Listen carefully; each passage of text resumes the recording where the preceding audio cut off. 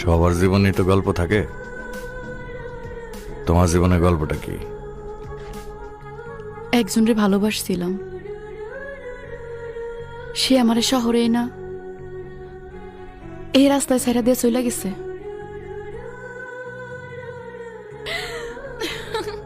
কি ভালো গল্প কই না?